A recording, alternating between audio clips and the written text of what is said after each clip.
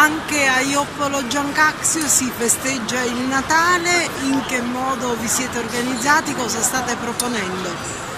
Sì, anche quest'anno a Ioppolo stiamo organizzando tutta una serie di iniziative per il Natale, già si è partiti da ieri con un gruppo di zampognari per le vie del paese per le novene.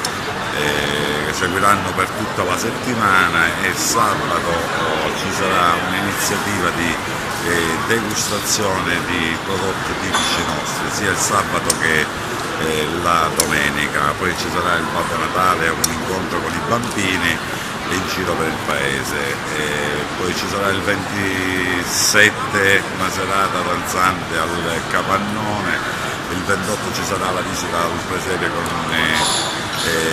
a Campofranco, dove porteremo gli anziani, e il 30 ci sarà il concerto in chiesa come ogni anno, e il 31 si farà 31 in piazza con dei gruppi musicali, si starà fino a tarda ora, e poi si concluderà tutto con il 6 gennaio con la pastorale a cui il Comune ha dato il proprio contributo nell'organizzazione.